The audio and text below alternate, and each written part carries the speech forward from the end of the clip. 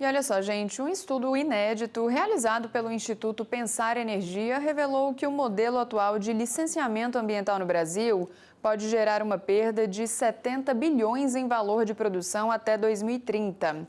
Esse relatório destaca que falhas de governança, burocracia e incertezas regulatórias comprometem ali a expansão e modernização da infraestrutura energética nacional. Esses entraves afetam diretamente vários setores, incluindo o agronegócio, né? E para entender mais detalhes sobre isso, sobre o estudo, a gente conversa agora ao vivo com o secretário-geral do Instituto Pensar Energia, o Felipe Reis, que já está aqui ao vivo com a gente. Felipe, bom dia, bem-vindo ao Agromanhã.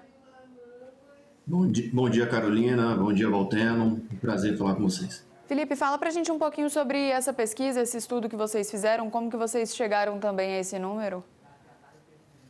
Ótimo. Nós conseguimos quantificar, eu acho que é um estudo inédito, que pela primeira vez nós conseguimos quantificar quais são os impactos, né, que o atual modelo de governança ambiental no país, caso gere atraso, né, em projetos importantes para o país, como de petróleo e gás, eles estão ocasionando em termos de perda, do ponto de vista, né, de geração de empregos, de renda, arrecadação, né, de tributos federais, estaduais, royalties, participações especiais, em razão desse atraso nos projetos de petróleo e gás em decorrência, né, do modelo atual de governança ambiental. Então, o Instituto Pensar em Energia, com o apoio do IDP, conseguiu fazer um grande levantamento para a gente estimar o atual modelo de governança ambiental permite atraso dos projetos? E sim, a resposta foi positiva.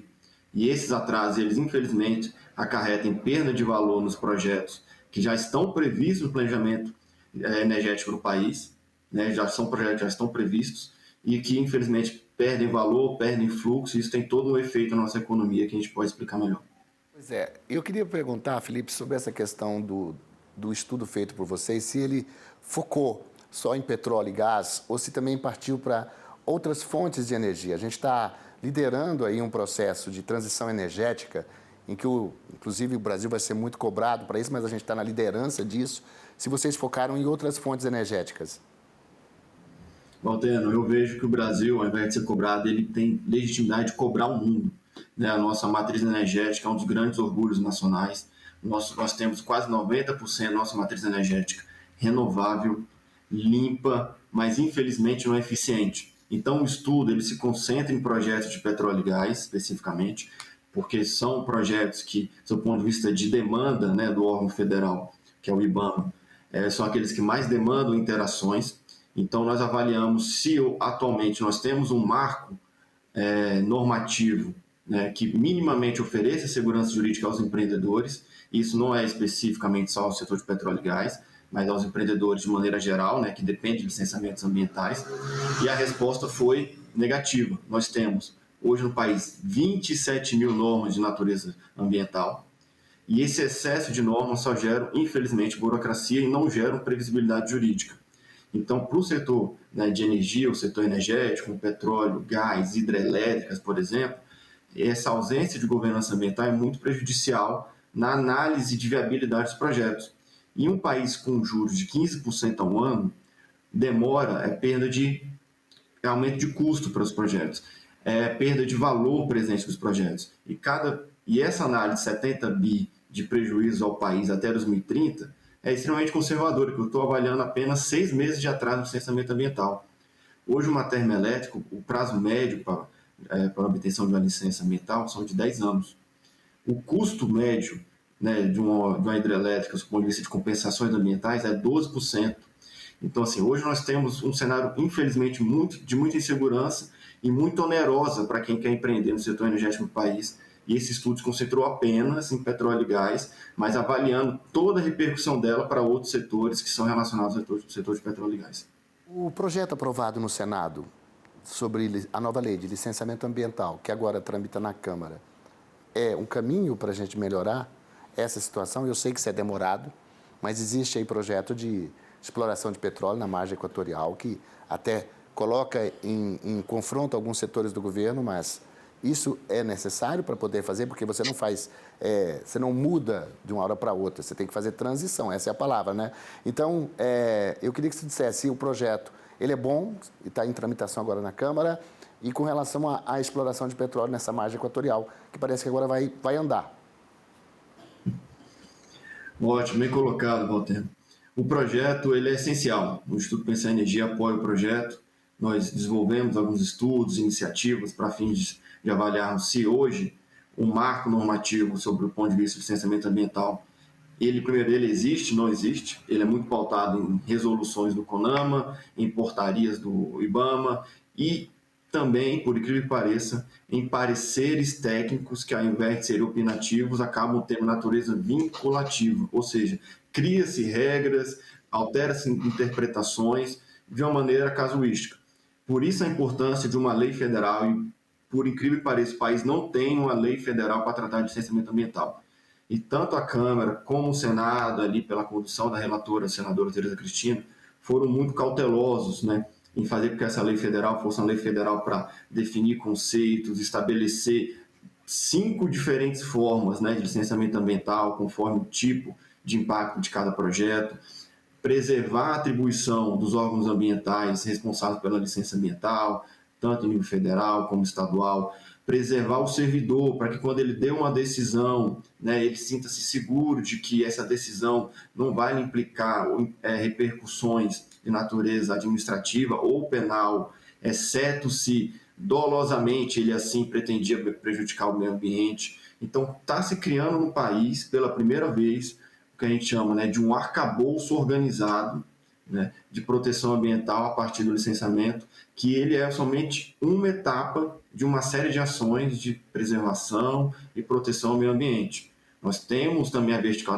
da fiscalização, nós temos a vertical também da gestão, né, do processo de proteção ambiental, que também são tão importantes quanto o licenciamento. O licenciamento ele não é um monopólio, vamos dizer assim, nem de um político, nem de um técnico, né, de um órgão ambiental e nem também de um empreendedor. Ele é uma pauta de Estado, por isso que ele tem que estar um objetivo mais amplo que uma lei federal, como aprovada no Senado, é tão importante para o país, nesse momento que está buscando desenvolvimento, ao mesmo tempo de preservação, né, dos seus recursos naturais.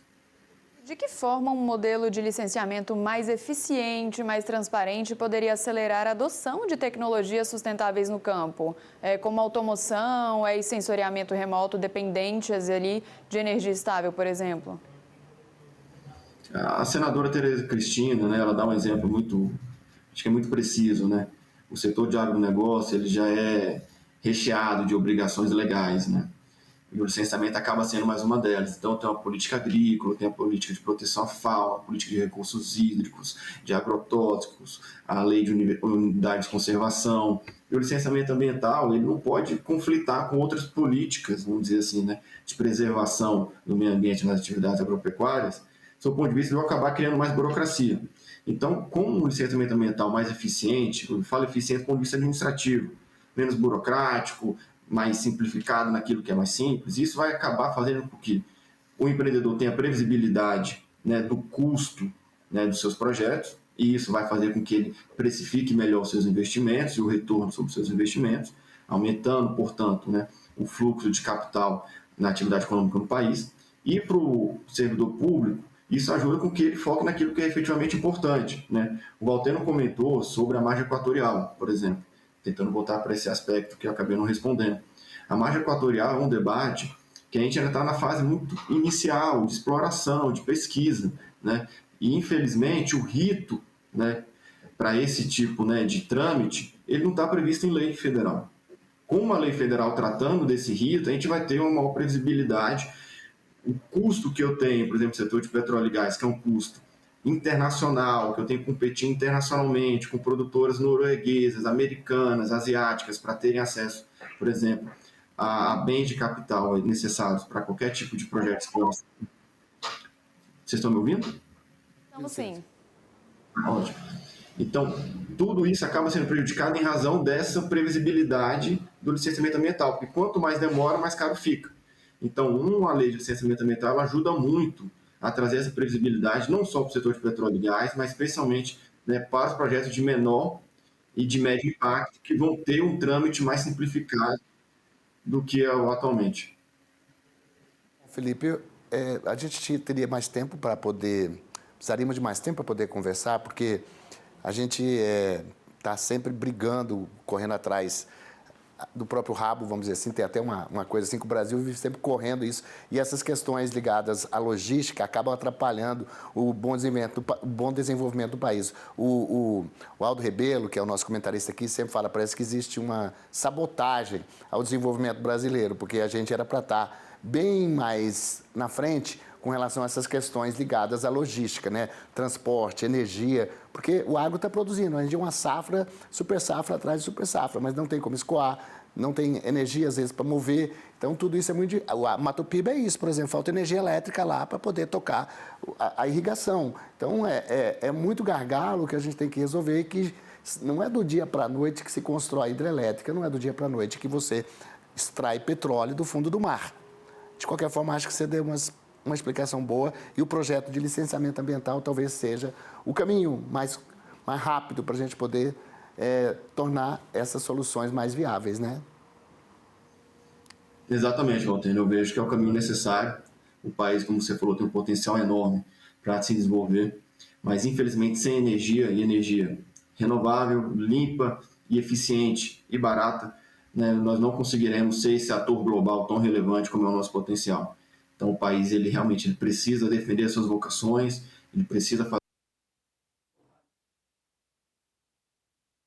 Mas foi no finalzinho, né? Deu o recado. Felipe Reis participou aqui com a gente ao vivo. Obrigada pela participação. E agora, Valteno?